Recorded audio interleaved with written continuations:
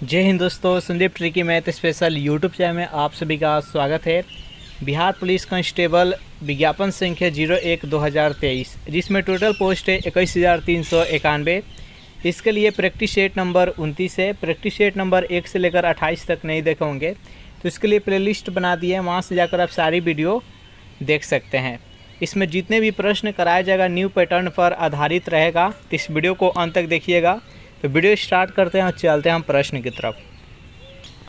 प्रश्न संख्या 1 है, भारतीय लोक सेवा का प्रवर्तन किया गया बेंटी के शासनकाल में, कर्नवालिस के शासनकाल में। ऑप्शन नंबर सी है कर्जन के शासनकाल में और ऑप्शन नंबर डी है डलहौजी के शासनकाल में। बताइए यहाँ पर 1-9 प्रश्न का सही आंसर क्या है। तो 1-9 प्रश्न का जो भी कैंडिडेट यहाँ पर ऑप्शन नंबर बी बता रहे हैं, कर्नवालिस के शासनकाल में, बिल्कुल ही सही जवाब है। सेकेंड प्रश्न है आपके सामने, निम्नलिखित में से कौन सा युग में सही सुमिलित नहीं है। स्थानीय स्वशासन लॉर्ड लीटन के द्वारा। ऑप्शन नंबर बी है सहायक संधि लॉर्ड बेलेजली के द्वारा। ऑप्शन नंबर सी है राज्य हड़प्पन नीति लॉर्ड डलहौजी के द्वारा। और ऑप्शन नंबर डी अस्थायी बंदोबस्त लॉर्ड कॉर्नवालिस के द्वारा। बताइए यहाँ पर सेकेंड प्रश्न का सही आंसर क्या है।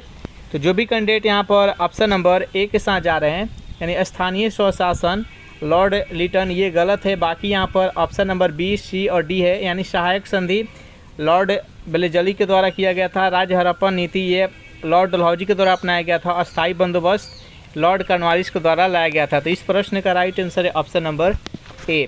नेक्स्ट यहाँ पर थर्ड प्रश्न है आपके सामने कि अंग्रेजों के शासनकाल में भारत के आर्थिक दोहन के सिद्धांत को किसने प्रतिपादित किया था। एम.एन. राव ने, जयप्रकाश नारायण ने, राम मनोहर लोहिया ने और दादा भाई नौरोजी ने। बताइए यहाँ पर 3 प्रश्न का सही आंसर क्या है। तो 3 प्रश्न का जो भी कैंडिडेट यहाँ पर ऑप्शन नंबर डी के साथ जा रहे हैं, दादा भाई नौरोजी बता रहे हैं, बिल्कुल ही सही जवाब है। नेक्स्ट यहाँ पर 4 प्रश्न है आपके सामने कि अजीमुल्ला खान सलाहकार थे नाना साहब के, तत्या तोपे के, रानी लक्ष्मीबाई के और कुंवर सिंह के। बताइए यहाँ पर 4 प्रश्न का सही आंसर क्या है। तो 4 प्रश्न का जो भी कैंडिडेट यहाँ पर ऑप्शन नंबर ए बता रहे हैं, नाना साहब के, बिल्कुल ही सही जवाब है।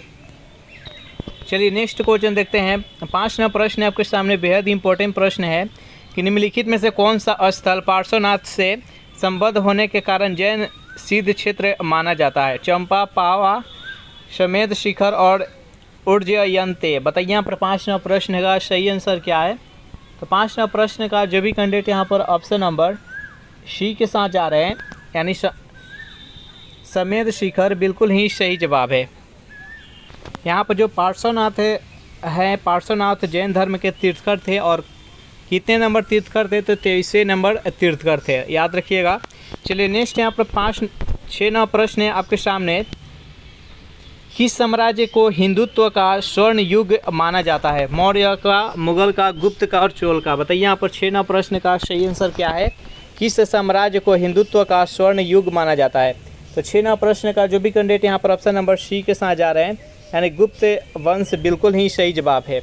नेक्स्ट यहाँ पर 7 प्रश्न है कि गहरवाल वंश का संस्थापक कौन था जिसने कन्नौज की अपनी शक्ति का प्रमुख केंद्र बनाया। जयचंद्र ने, विजय चंद्र ने, चंद्रदेव ने और गोविंद ने। बताइए यहाँ पर 7 प्रश्न का सही आंसर क्या है। तो 7 प्रश्न का जो भी कैंडिडेट यहाँ पर ऑप्शन नंबर सी के साथ जा रहे हैं, यानी चंद्रदेव, बिल्कुल ही सही जवाब है। चलिए नेक्स्ट यहाँ पर 8 प्रश्न देखते हैं। प्रश्न है कि बदामी के चालुक्य का ऐतिहासिक महत्वपूर्ण साहित्यिक स्रोत विक्रमाचरित के लेखक कौन है। रवि कृति, मंगाली, वाण और बिलहण। बताइए यहाँ पर 8 प्रश्न का सही आंसर क्या है। तो 8 प्रश्न का जो भी कैंडिडेट यहाँ पर ऑप्शन नंबर डी के साथ जा रहे हैं, बिलहण, बिल्कुल ही सही जवाब है। नेक्स्ट यहाँ पर 9 प्रश्न है, किस सुल्तान ने चांदी के सिक्कों के स्थान पर तांबे का सिक्के चलाए थे। गयासुद्दीन तुगलक के द्वारा, मोहम्मद बिन तुगलक के द्वारा, फिरोज शाह तुगलक के द्वारा और महमूद तुगलक के द्वारा। बताइए यहाँ पर 9 प्रश्न का सही आंसर क्या है। बेहद इंपॉर्टेंट प्रश्न है, किस सुल्तान ने चांदी के सिक्कों के स्थान पर तांबे का सिक्के चलवाए थे। तो 9 प्रश्न का जो भी कैंडिडेट यहाँ पर ऑप्शन नंबर बी बता रहे हैं, मोहम्मद बिन तुगलक, बिल्कुल ही सही जवाब है। नेक्स्ट यहाँ पर 10 प्रश्न की भारतीय इतिहास में हिजरी सन निम्नलिखित में से किससे संबंधित है। हजरत मोहम्मद की मृत्यु से, हजरत मोहम्मद के जन्म से। बताइए यहाँ पर 10 प्रश्न का सही आंसर क्या है। ऑप्शन नंबर सी है हजरत मोहम्मद का मक्का से मदीना पलायन से और हजरत मोहम्मद का प्रथम उपदेश से। तो 10 नंबर प्रश्न का जो भी कैंडिडेट यहाँ पर ऑप्शन नंबर सी के साथ जा रहे हैं, यानी हजरत मोहम्मद का मक्का से मदीना पलायन से, बिल्कुल ही सही जवाब है। सेशन आप लोग का अच्छा लग रहा है तो वीडियो को लाइक कर दीजिए, अपने दोस्तों के पास जल्दी से शेयर कर दीजिए। और जो भी कैंडिडेट अभी तक इस चैनल को सब्सक्राइब नहीं किए होंगे तो जल्दी से चैनल को सब्सक्राइब कर लीजिए। नेक्स्ट यहाँ पर 11वां प्रश्न है कि दिल्ली में पुराना किला के भवनों का निर्माण किसने किया था? फिरोज शाह तुगलक ने, इब्राहिम लोदी ने, शेर शाह सूरी ने और बाबर ने। बताइए यहाँ पर 11वां प्रश्न का सही आंसर क्या है? तो दिल्ली में पुराना किले के भवनों का निर्माण किसने किया था? तो जो भी कैंडिडेट यहाँ पर 11वां प्रश्न का सी बता रहे हैं, शेर शाह सूरी, बिल्कुल ही सही जवाब है। शेर शाह सूरी का मकबरा कहाँ पर है? तो शेर शाह सूरी का मकबरा सासाराम में है, जो कि रोहतास ज़िला में स्थित है, बिहार के। शेर शाह सूरी के द्वारा 2 महत्वपूर्ण युद्ध लड़ा गया था हुमायूं के साथ, जो कि एक था चौसा का युद्ध और दूसरा था कनौज या बिलग्राम का युद्ध, जिसमें दोनों में ही हुमायूं का पराजय हुआ था। नेक्स्ट यहाँ पर 12वां प्रश्न है कि मक्का में काबा इस्लाम के सर्वाधिक पवित्र स्थान को निम्नलिखित में से और किस नाम से जाना जाता है? चारों ऑप्शन देख लीजिए और बताइए यहाँ पर 12वां प्रश्न का सही आंसर क्या है। तो जो भी कैंडिडेट यहाँ पर ऑप्शन नंबर ए बता रहे हैं, मस्जिद अल हरम, बिल्कुल ही सही जवाब है।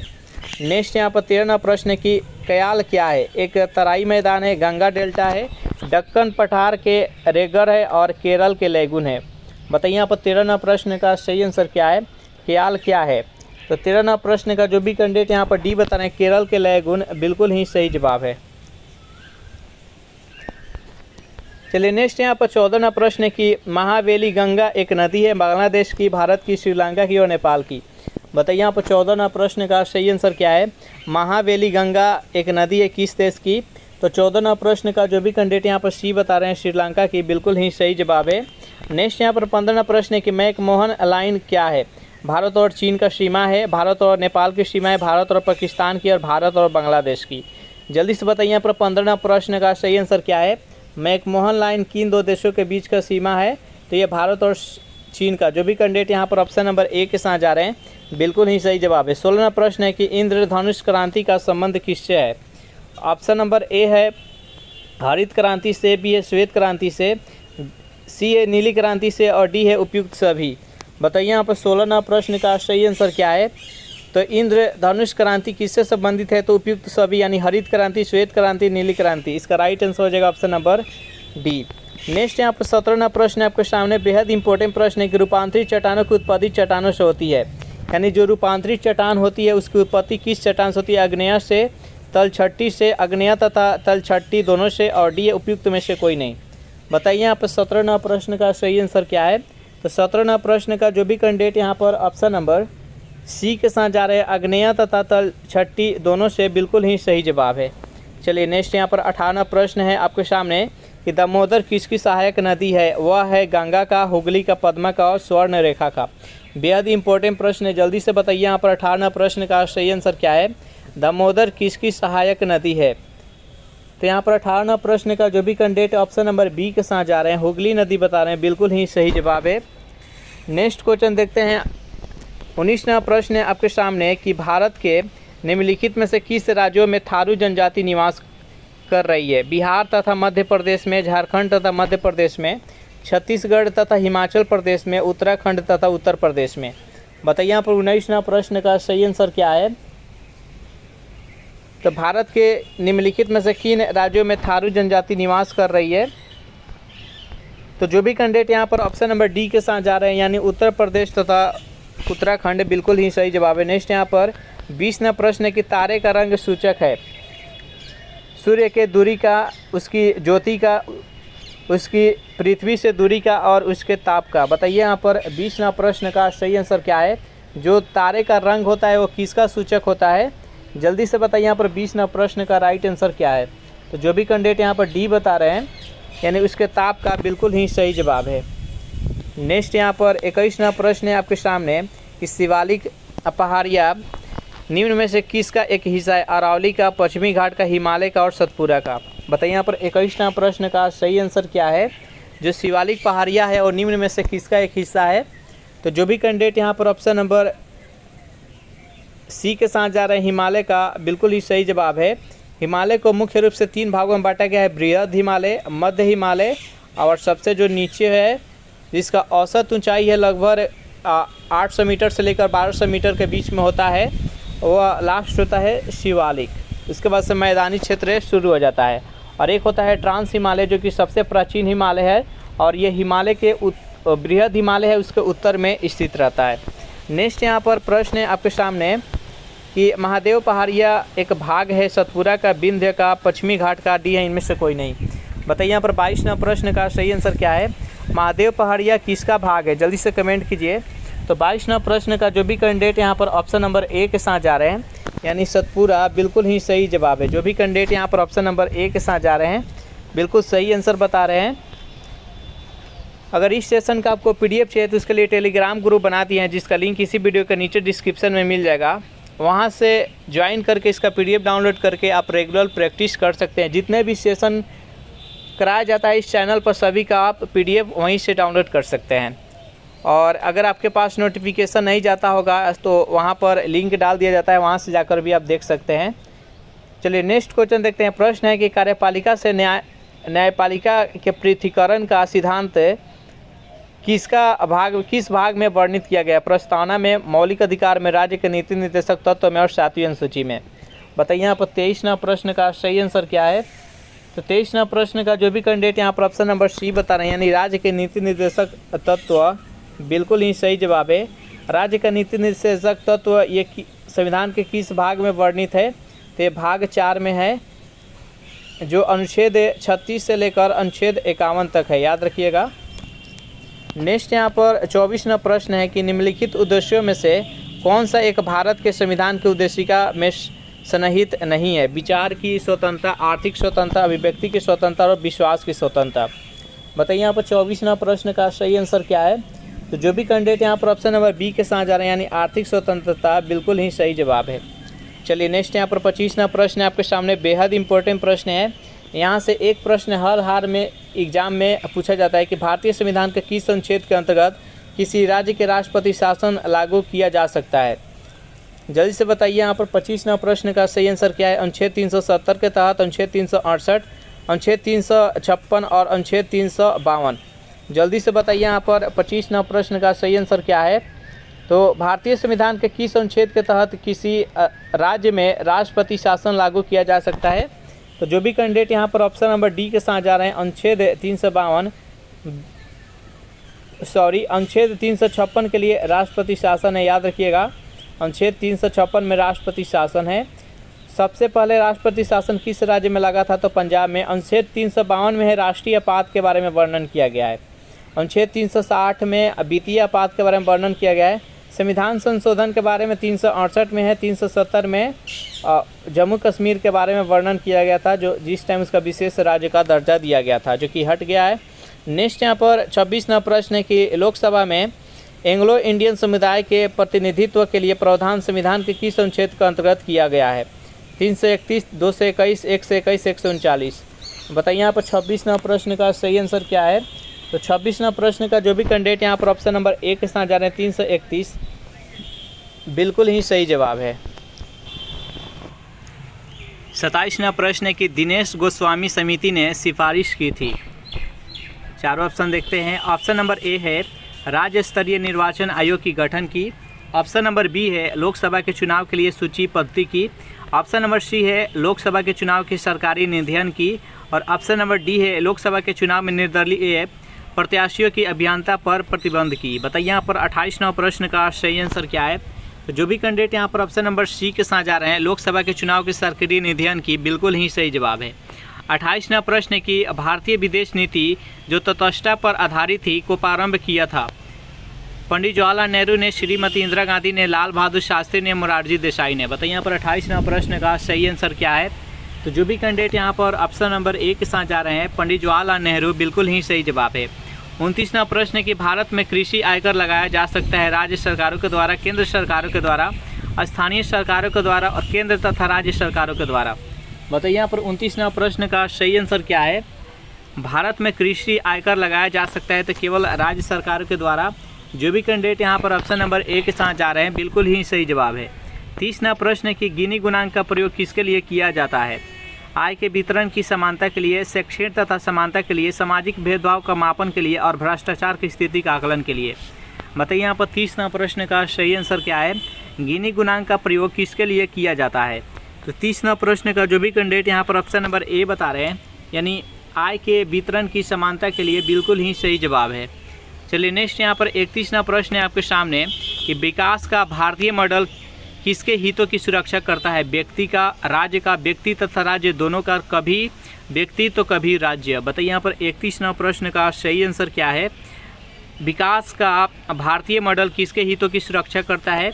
तो व्यक्ति तथा राज्य दोनों की। जो भी कैंडिडेट यहाँ पर ऑप्शन नंबर सी के साथ जा रहे हैं, बिल्कुल ही सही जवाब है। सेशन आप लोग को अच्छा लग रहा है तो जल्दी से इस चैनल को सब्सक्राइब कर लीजिए और वीडियो को लाइक और शेयर कर दीजिए। नेक्स्ट यहाँ पर 32वां प्रश्न है कि भारत में कर राष्ट्रीय उत्पाद अनुपात लगभग कितना है? 7%, 10%?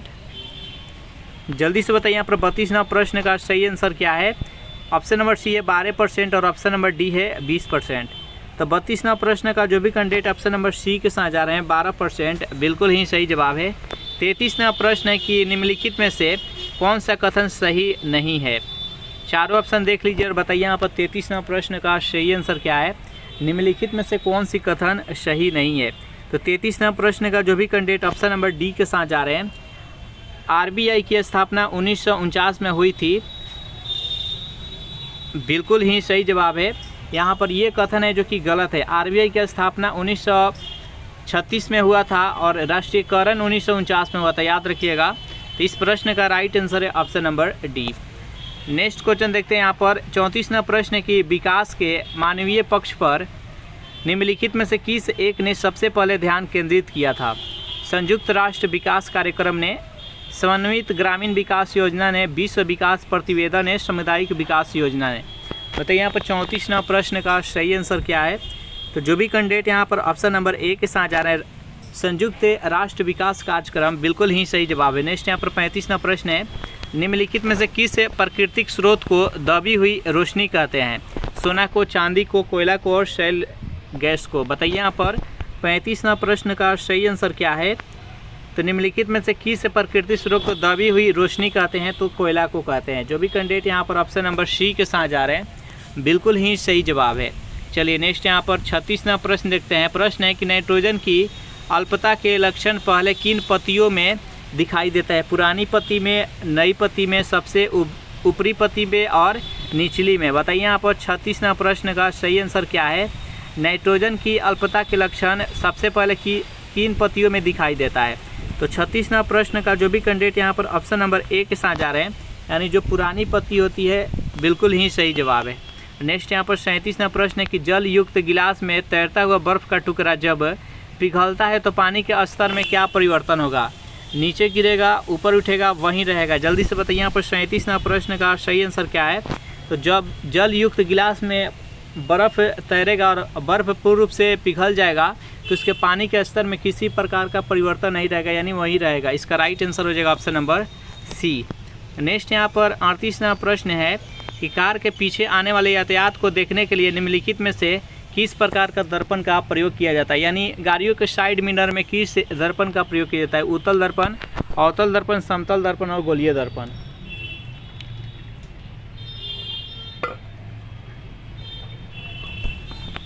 बताइए यहाँ पर 38वां प्रश्न का सही आंसर क्या है? तो कार के पीछे आने वाली यातायात को देखने के लिए गाड़ियों में साइड मिरर के रूप में उत्तल दर्पण का प्रयोग किया जाता है। जो भी कैंडिडेट यहाँ पर ऑप्शन नंबर ए के साथ जा रहे हैं, बिल्कुल ही सही जवाब है। उत्तल दर्पण में वस्तु का प्रतिबिंब सीधा तथा वस्तु से छोटा प्रतिबिंब बनता है, जिसके कारण कोई भी गाड़ी या व्यक्ति पीछे से आता है तो वह साफ साफ देख पाते हैं। नेक्स्ट यहाँ पर 39वां प्रश्न है कि प्रदीप्ति तीव्रता की एसआई मात्रा क्या होता है? रेडियन होता है, मोल होता है, कैंडेला होता है, एम्पियर होता है। बताइए यहाँ पर 39वां प्रश्न का सही आंसर क्या है? प्रदीप्ति तीव्रता की एसआई मात्रा क्या होता है? जो भी कैंडिडेट यहाँ पर ऑप्शन नंबर सी के साथ जा रहे हैं, कैंडेला बता रहे हैं, बिल्कुल ही सही जवाब है। 40वां प्रश्न है कि जल वाष्प दाब वायुमंडलीय दाब के बराबर हो जाता है तो द्रव पर क्या प्रभाव पड़ता है? द्रव ठंडा हो जाता है, द्रव उबलने लगता है, द्रव में कोई परिवर्तन नहीं होता है और द्रव वाष्पीकृत होने लगता है। जल्दी से बताइए यहाँ पर 40वां प्रश्न का सही आंसर क्या है? तो जब जल वाष्प दाब और वायुमंडलीय दाब के बराबर हो जाता है तो द्रव पर क्या प्रभाव पड़ता है। तो जो भी कैंडिडेट यहाँ पर ऑप्शन नंबर बी के साथ जा रहे हैं, यानी द्रव उबलने लगता है, बिल्कुल ही सही जवाब है। नेक्स्ट यहाँ पर 41वां प्रश्न है कि निम्नलिखित ऊर्जा रूपांतरों में किसके द्वारा प्रकाश संश्लेषण की क्रिया संपादित होता है। प्रकाश से रासायनिक ऊर्जा में, प्रकाश से ताप ऊर्जा, ताप से जैव रासायनिक ऊर्जा, और डी है ऊष्मा से गतिज ऊर्जा। बताइए यहाँ पर 41वां प्रश्न का सही आंसर क्या है। तो जो प्रकाश संश्लेषण की क्रिया होता है ये प्रकाश से रासायनिक ऊर्जा में कन्वर्ट करता है। जो भी कैंडिडेट यहाँ पर ऑप्शन नंबर ए के साथ जा रहे हैं, बिल्कुल ही सही जवाब है। नेक्स्ट यहाँ पर 42वां प्रश्न है कि दोपहर के 12 बजे किस दिशा में इंद्रधनुष दिखाई देता है। पश्चिम में, पूर्व में, दक्षिण में, और यह नहीं देख सकते। बताइए यहाँ पर 42वां प्रश्न का सही आंसर क्या है। तो दोपहर के समय में हम इंद्रधनुष नहीं देख सकते हैं, या तो पूर्व दिशा में होना चाहिए सूर्य, या तो पश्चिम दिशा में होना चाहिए। उसके जब भी इंद्रधनुष दिखाई देता है, सूरज जिस दिशा में रहता है उसके अपोजिट दिशा में इंद्रधनुष दिखाई देता है। 12 बजे के टाइम में सूर्य एकदम सीधे आकाश में रहेगा, तो उस टाइम इंद्रधनुष नहीं दिखाई देगा, यानी यह नहीं देख सकते। इसका राइट आंसर हो जाएगा ऑप्शन नंबर डी। नेक्स्ट यहाँ पर 43वां प्रश्न है कि इनमें से कौन उड़ सकता है। हनी बिल, ऑस्ट्रिच, एमू और पेंगुइन। बताइए यहाँ पर 43वां प्रश्न का सही आंसर क्या है। इनमें से कौन उड़ सकता है। तो हनी बिल। जो भी कैंडिडेट यहाँ पर ऑप्शन नंबर ए के साथ जा रहे हैं, बिल्कुल ही सही जवाब है। नेक्स्ट यहाँ पर 44वां प्रश्न है कि 100 डेसिबल का रॉ का प्रबलता स्तर संगत होता है सुनाई भर देने वाली आवाज़ से, सामान्य वार्तालाप से, शोर शराबे वाली गली की आवाज़ से, और यंत्र कारखाने की शोर से। बताइए यहाँ पर 44वां प्रश्न का सही आंसर क्या है। तो जो भी कैंडिडेट यहाँ पर ऑप्शन नंबर डी बता रहे हैं, यानी यंत्र कारखाने की शोर से, बिल्कुल ही सही जवाब है। नेक्स्ट यहाँ पर 45वां प्रश्न है निम्नलिखित में से कौन सा कण अस्थायी है। इलेक्ट्रॉन, कण, प्रोटॉन, न्यूट्रॉन। बताइए यहाँ पर 45वां प्रश्न का सही आंसर क्या है। निम्नलिखित में से कौन सा कण है जो कि अस्थायी है। तो न्यूट्रॉन है जो कि अस्थायी है। जो भी कैंडिडेट यहाँ पर ऑप्शन नंबर डी के साथ जा रहे हैं, बिल्कुल ही सही जवाब है। 46वां प्रश्न है कि विद्युत रूप में परमाणु क्या है। एक उदासीन है, पॉजिटिव रूप से आवेशित है, निगेटिव रूप से आवेशित है, डी है इनमें से कोई नहीं। बताइए यहाँ पर 46वां प्रश्न का सही आंसर क्या है। विद्युत रूप से परमाणु क्या है। तो विद्युत रूप से परमाणु एक उदासीन है। तो जो भी कैंडिडेट यहाँ पर ऑप्शन नंबर ए के साथ जा रहे हैं, बिल्कुल ही सही जवाब है। चलिए नेक्स्ट यहाँ पर 47वां प्रश्न है कि हिंदू विधि पर एक पुस्तक मिताक्षरा किसने लिखी थी। नए चंद्र ने, अमोघ वर्षा ने, विज्ञानेश्वर ने और कंबन ने। बताइए यहाँ पर 47वां प्रश्न का सही आंसर क्या है। तो हिंदू विधि पर आधारित एक पुस्तक था मिताक्षरा, ये किसके द्वारा लिखा गया था। तो जो भी कैंडिडेट यहाँ पर 47वां प्रश्न का सी बता रहे हैं, विज्ञानेश्वर, बिल्कुल ही सही जवाब है। चलिए नेक्स्ट यहाँ पर 48वां प्रश्न देख लेते हैं। बिहार में सबसे लंबा रेलवे स्टेशन कौन सा है। पटना, सोनपुर, दरभंगा। बताइए यहाँ पर 48वां प्रश्न का सही आंसर क्या है। तो 48वां प्रश्न का जो भी कैंडिडेट यहाँ पर ऑप्शन नंबर बी बता रहे हैं, सोनपुर, बिल्कुल ही सही जवाब है। और नेक्स्ट यहाँ पर 49वां प्रश्न है कि रथ यात्रा महोत्सव कहाँ होता है। कोणार्क में, पुरी में, द्वारका में और हरिद्वार में। बताइए यहाँ पर 49वां प्रश्न का सही आंसर क्या है। रथ यात्रा महोत्सव कहाँ होता है। तो 49वां प्रश्न का जो भी कैंडिडेट यहाँ पर ऑप्शन नंबर बी के साथ जा रहे हैं, पुरी, बिल्कुल ही सही जवाब है। चलिए नेक्स्ट यहाँ पर 50वां प्रश्न देख लेते हैं कि भारतीय पुरातत्व सर्वेक्षण विभाग कहाँ स्थित है। नई दिल्ली में, कोलकाता में, चेन्नई में और बेंगलुरु में। बताइए यहाँ पर 50वां प्रश्न का सही आंसर क्या है।